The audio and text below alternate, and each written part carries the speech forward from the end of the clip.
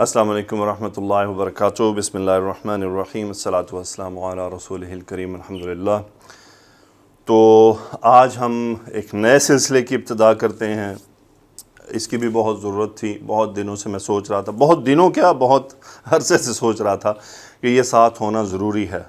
محسوس کیا جاتا ہے کہ جب تک ہمیں یہ چیزیں سمجھ نہیں آئیں گی تو ہم اس کے ایفیکٹس نہیں محسوس کر سکتے۔ جیسے اینٹی بائیوٹکس ہوتی ہیں، پین کلر ہوتی ہے، مثال کے طور پہ جب ہم ہمارے سر میں درد ہو تو ہم اس کی دوائی کھاتے ہیں نا، تو ہمیں پتہ ہوتا ہے کہ یہ دوائی ہمارے جسم میں یہ اثرات ڈالے گی۔ بے شک ہمارا اعتماد، ایک مسلمان کا اعتماد تمام جو ہے وہ اللہ پر ہوتا ہے کہ بیسیکلی اس میں شفا اللہ نے ڈالنی ہے۔ اب وہ ایک سبب ہے، تو سبب پر ہمارا اعتماد نہیں، اعتماد ہمارا اللہ پر ہوتا ہے، لیکن ہمیں اس سبب کے اندر وہ چیزوں کا بھی یقین ہوتا ہے کہ اس میں وہ چیزیں موجود ہیں، تو انشاءاللہ اللہ تعالیٰ اس سے ہمیں شفا عطا فرمائے گا۔ جیسے بھوک لگتی ہے، ہم کھانا کھاتے ہیں تو مجھے پتہ ہوتا ہے کہ یہ میں روٹی کھاؤں گا تو میرا پیٹ بھر جائے گا، اور اللہ تعالیٰ مجھے یعنی اللہ کا دیا وہ رزق کی وجہ سے میں کھا رہا ہوں۔ تو ان اسباب کی جو ان اسباب کے جو اثرات ہوتے ہیں، جب ہمیں انہیں پتہ ہوتا ہے نا تو ہم ریلیکس رہتے ہیں، ہم سمجھتے ہیں کہ انشاءاللہ اللہ تعالیٰ اس سبب کے ذریعے ہمیں شفا عطا فرمائے گا۔ اب چونکہ اس سبب کے ایفیکٹس معلوم ہوتے ہیں کہ اس سبب کا یہ ایفیکٹ ہے، ہمیں اس ایفیکٹ پر یقین ہوتا ہے کہ یہ ایفیکٹ یہ چیز ڈال دے گی، تو نتیجہ بھی مثبت نکلتا ہے اور ہماری طبیعت میں تھوڑا سا سکون رہتا ہے۔ تو اسی طرح معاملہ اذکار کا ہے۔ میں آپ کے یہ جو بات میں نے کی ہے وہ کسی وجہ سے کی ہے، یہی معاملہ اذکار کا ہے۔ رسول اللہ صلی اللہ علیہ وآلہ وسلم نے ہمیں یعنی پوری امت کو جو اذکار سکھلائے ہیں اور بتلائے ہیں وہ سارے ہمارا علاج تھے، ہمارا علاج ہیں، ہماری اندرونی بے چینی کا بھی، ہماری بیرونی بے چینی کا بھی علاج ہے۔ لیکن مسئلہ کدھر پیش آیا؟ مسئلہ پیش وہاں آیا کہ ہمیں اذکار صرف رٹ لیے کہ بس ہمیں پتہ ہے کہ جی وہ بک لے لی اذکار کی، صبح اٹھ کے پڑھنا شروع کر، پتہ ہے نہیں بیچ میں کیا ہے، اس کا مقصد کیا ہے۔ جب تک ہمیں اس کے اندر جو میٹر موجود ہے، اس کی اصلیت یا اس کے ان الفاظ کی طاقت نہیں پتہ، تو ہم اس کی اندرونی اور بے چینی اور بیرونی بے چینی پر اس کو اپلائی نہیں کر سکتے، ہم اس کا بینیفٹ نہیں لے سکتے۔ یہ بہت بڑی کمی ہے۔ اذکار رٹنا ٹھیک ہے، بینیفیشل ہوگا، ضرور ہوگا۔ ہم صبح ہمیں پتہ ہو کہ میں نے یہ پڑھنا ہے، میں نے یہ پڑھ لیا، یہ ہمارا یقین ہے۔ جیسے کہ میں گاڑی میں سوار ہوتا ہوں تو میں سفر کی دعا پڑھ لیتا ہوں، میرا یقین ہے۔ میں گھر سے نکلتا ہوں تو میرا یقین ہے۔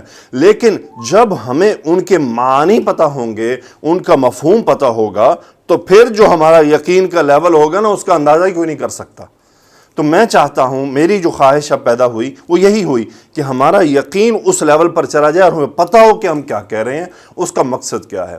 تو ان اذکار میں نہ صرف گرامر ہوگی بلکہ ان الفاظ کی فقہی معنی بھی ہوں گے کہ اس کا مقصد کیا ہے، اس کی علماء نے کیا تشریح کی ہے، اس لفظ کی کیا تشریح کی ہے۔ آئیے، تو اس کی ترتیب یہ ہوگی کہ سب سے پہلے میں آپ کے سامنے ان اذکار کا تذکرہ کروں گا جو صبح اور شام پڑھے جاتے ہیں، پھر اس کے بعد وہ جو صبح کے لیے مختص ہیں اور جو شام کے لیے مختص ہیں، پھر اس کے بعد وہ جو ڈیفرنٹ اوقات کے لیے ہیں۔ ایک ترتیب سے چلیں گے۔ شروع میں کرنے لگا ہوں ان اذکار سے جو صبح اور شام کو پڑھے جاتے ہیں، یعنی صبح بھی اور شام کو بھی پڑھے جاتے ہیں۔ آ جاؤ، بیٹھ جاؤ۔ جو صبح بھی پڑھے جاتے ہیں اور شام کو بھی پڑھے جاتے ہیں۔ اس میں کیا ہے کہ کچھ اذکار ایسے ہیں، اچھا صبح اور شام کا کیا ہے کہ یعنی وہی ذکر صبح میں بھی ہے، وہی شام میں بھی ہے، لیکن ان میں الفاظ تھوڑے بہت بدل جاتے ہیں۔ تو آئیے ہم ذکر کی طرف چلتے ہیں۔ اگر آپ اس پہ غور کریں تو یہ وہ ذکر ہے جس میں شروع تو ہو رہا ہے شام سے، لیکن میں آپ کو ساتھ ہی بتاتا جاؤں گا۔ اب جیسے ہے امسینا، اب امسا یمسی کا مطلب ہوتا ہے شام کرنا۔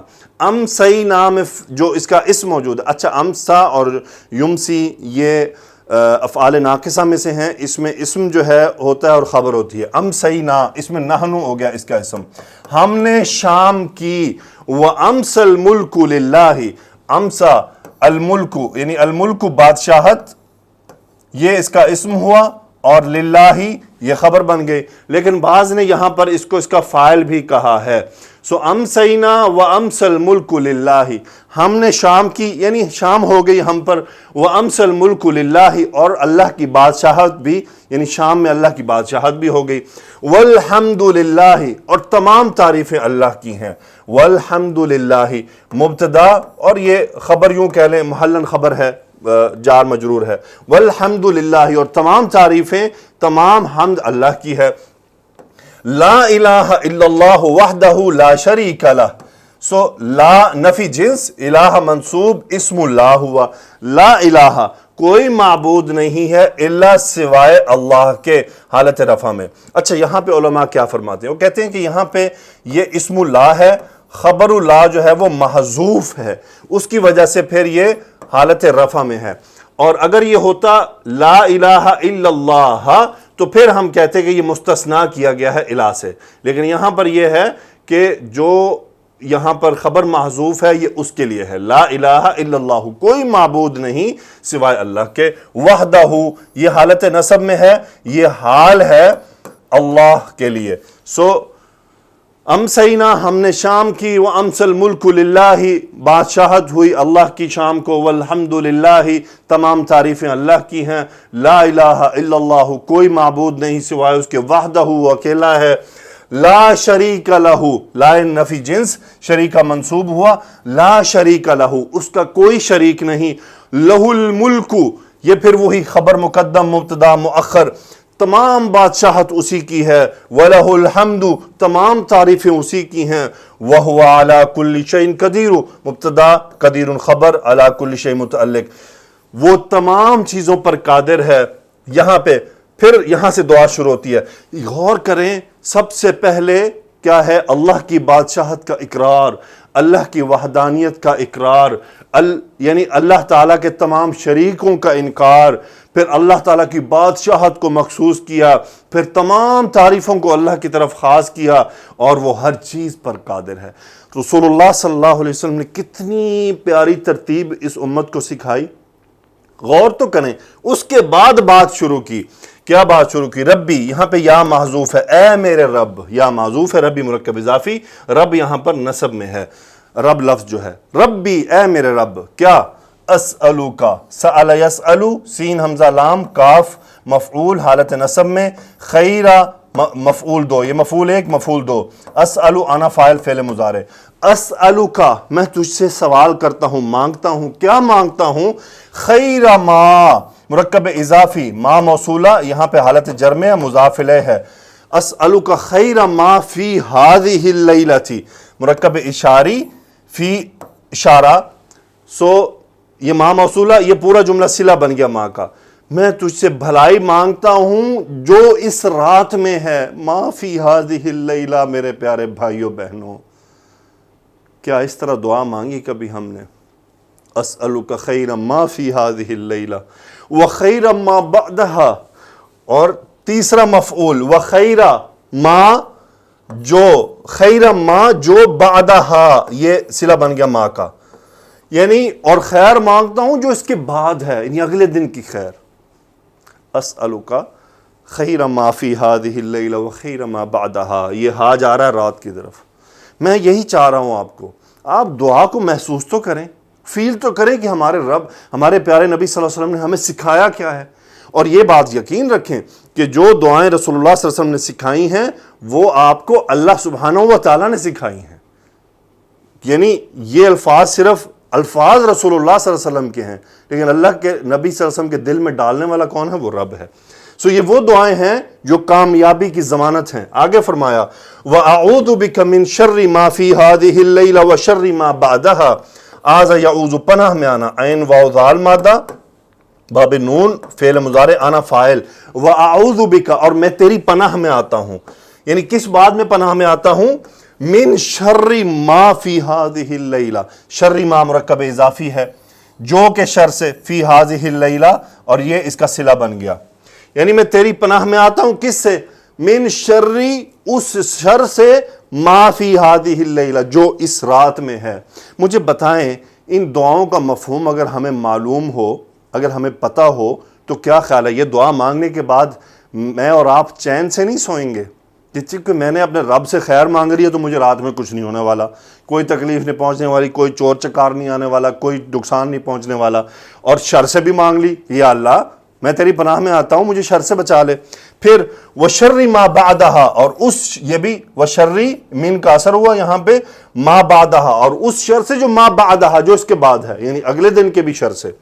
پھر آگے فرمایا ربی اعوذ بک من الکسل وسوء الکبر، یہاں پہ یا محذوف، اے میرے رب، اعوذ انا فاعل، میں پناہ میں آتا ہوں بکا تیری، من الکسل یعنی سستی سے، وسوء الکبر اور بڑھاپے کی برائی سے، برا بڑھاپا ہونے سے پناہ مانگتا ہوں۔ دیکھ لیں کہ ایک ہی پل میں کتنی دعائیں مانگ لی، ابھی تو اور اذکار آپ کے سامنے آئیں گے۔ ربی اعوذ بک من الکسل، سستی سے، وسوء الکبر اور بڑھاپے کی برائی سے۔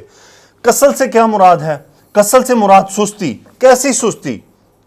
یعنی ایسی سستی کہ مثال کے طور پہ تہجد کے لیے نہیں اٹھا جاتا، سستی آ جاتی ہے، نیک کاموں میں کرنے میں سستی آ جاتی ہے، بھلائی کے کاموں میں سستی آ جاتی ہے، قرأت قرآن میں سستی آ جاتی ہے، اچھے کاموں میں جو سستی پیدا ہوتی ہے، یا اللہ میں اس سستی سے تیری پناہ میں آتا ہوں، یا اللہ میرے اندر سے وہ سستی نکال دے، میں فجر کے وقت چست اٹھوں، میرا دل کرے، میں تر و تازہ ہوں، میں توانا ہوں، یا اللہ اس رات میں، رات سے متعلق ہے نا، صبح اٹھوں تو چستی ہو، وسوء الکبر اور بڑھاپے کی برائی سے۔ سو کہتے ہیں برائی کو، مرکب اضافی ہے، سوئی یہاں پہ من آیا نا، من الکسل و من سوء الکبر۔ اچھا سوء الکبر کیسی، یعنی بڑھاپے کی برائی کیا ہوتی ہے؟ بڑھاپے کی برائی یہ ہوتی ہے کہ بعض لوگوں کو ایسا بڑھاپا آتا ہے جس میں ان کی عقل جو ہے ماری جاتی ہے، ان کی جو ہے وہ خیالات گم ہونے، چیزیں مکس ہونے لگ جاتی ہیں، پھر اتنی بڑھاپا ہو جاتا ہے کہ لوگوں کا سہارا لینا پڑتا ہے، چلنے سے گئے، پھرنے سے گئے، لیٹ گئے، بیماریاں آ گئیں، نماز نہیں پڑھی جا رہی، تو کیا ہوا؟ یہ بڑھاپے کی وہ سختیاں ہیں، یہ بڑھاپے کی تنگیاں ہیں۔ تو ہمیں دعا مانگنی چاہیے، اللہم انی اعوذ بک من الکسل وسوء الکبر وسوء الکبر، یا اللہ کسی کا محتاج نہ کرنا۔ پھر اللہ کے نبی صلی اللہ علیہ وسلم نے کیا سکھایا؟ اعوذ بک من عذاب فی النار، یا اللہ میں پناہ میں آتا ہوں تیرے، من عذاب، عذاب سے، فی النار آگ کے عذاب سے تیری پناہ میں آتا ہوں، یعنی اب یہ فی النار ایکچولی یہ صفت ہے عذاب کی، کہ من عذاب، عذاب سے پناہ میں آتا ہوں۔ کون سا عذاب؟ فی النار جو آگ میں ہے، وعذاب اور ایسے عذاب سے تیری پناہ میں آتا ہوں، فی القبر جو قبر میں ہے، یعنی اعوذ بک من عذاب فی النار وعذاب فی القبر، کہ جو آگ کا عذاب ہے، جو قبر کا عذاب ہے، اس سے تیری پناہ میں آتا ہوں۔ سبحان اللہ، یہ ذکر ہے جو ہمیں شام کو کرنا ہے، اور جب صبح کرنا ہے تو اس میں کیا چینجز آئیں گی، میں آپ کو وہ چینجز دکھاتا ہوں۔ وہ صبح کی چینجز ہوں گی، وہ ہوگا اصبحنا، اصبحنا واصبح، اصبح یصبح ہوتا ہے، اصبحنا واصبح الملک للہ والحمد للہ لا الہ الا اللہ وحدہ لا شریک لہ لہ الملک ولہ الحمد وہو علی کل شیء قدیر رب اسألک خیر ما فی ھذا اليوم وخیر ما بعدہ واعوذ بک من شر ما فی ھذا اليوم وشر ما بعدہ۔ اب یہ چینج ہو گیا نا، رب اعوذ بک من الکسل وسوء الکبر واعوذ بک من عذاب فی النار وعذاب فی القبر۔ صبح اور شام اگر ہم یہ دعائیں مانگیں تو بتائیں کیا فرق نہیں پڑے گا۔ اب آپ کو، مجھے امید ہے بہت سو کو تو خیر پتہ ہوگا، اگر نہیں پتہ ہوگا تو یقیناً آپ کو اس میں خاص طور پہ جن چیزوں پہ ہمارا اعتماد پیدا ہوگا، اسألک خیر ما فی ھذہ اليوم، یعنی آپ نے صبح کی فجر کی نماز پڑھی، یہ دعا مانگی، یا اللہ آج کے دن میں جو خیر ہے میں وہ تجھ سے مانگتا ہوں، اور کیا، وخیر ما بعدہ اور اس کی جو اس کے بعد ہے، واعوذ بک من شر ما فی ھذا اليوم، یا اللہ آج کے دن میں جو تکلیفیں ہیں، جو شر ہیں، میں ان سے تیری پناہ میں آتا ہوں، مجھے ان سے بچانا، لوگوں کا ظلم، زیادتی، تکلیف اور بہت سے حادثات، یا اللہ تو بچا لینا۔ اب جو آدمی صبح شام یہ دعائیں پڑھے گا، مجھے بتائیں سوء الکبر اور کسل سے، یعنی اب دن میں کوئی مجھ سے سستی نہ ہو، نمازوں میں سستی نہ ہو، سنتوں میں سستی نہ ہو، نوافل میں سنتی نہ ہو، قرأت قرآن میں جو ہے سستی نہ ہو، لوگوں کے ساتھ اچھے اخلاق میں سستی نہ ہو۔ پھر یہ بات تو بار بار ہے کہ آگ کے عذاب سے اور قبر کے عذاب سے بار بار۔ تو انشاءاللہ یہ سفر آپ کا اور میرا بہت اچھا رہے گا۔ یہ مہمان صاحب ہمارے ساتھ تشریف لے آئے، ان کو میں نے سامنے اوپر بٹھایا تھا، وہاں سے اڑ کے یہ میرے پاس آ گئے۔ تو ان کو میں اگر باہر نکال لوں تو میں جہاں بھی موجود ہوں یہ حضرت صاحب میرے پاس تشریف لے آتے ہیں، اور ان کو میرے ارد گرد رہنا زیادہ پسند ہے۔ چلیں الحمدللہ، اللہ تعالیٰ کی طرف سے یہ انعام آج ہم پر ہوا کہ میں نے یہ سلسلہ شروع کیا، اور انشاءاللہ اس ترتیب کو جاری رکھا جائے گا۔ البتہ بیچ میں وقفہ آ سکتا ہے، مصروفیات ہوتی ہیں، کبھی کچھ ڈیلے اور کبھی، لیکن آپ نے کیا کرنا ہے کہ اس کو یاد ضرور کرنا ہے، الفاظ کو سمجھنا ہے، ان کو محسوس کرنا ہے اور دوسروں کو بھی سکھانا ہے۔ سبحانک اللہم و بحمدک، اشہد ان لا الہ الا انت، استغفرک و اتوب الیک۔ اللہم صلی علی سیدنا و مولانا محمد و علی آلہ و اصحابہ وبارک وسلم تسلیما کثیرا، آمین یا رب العالمین۔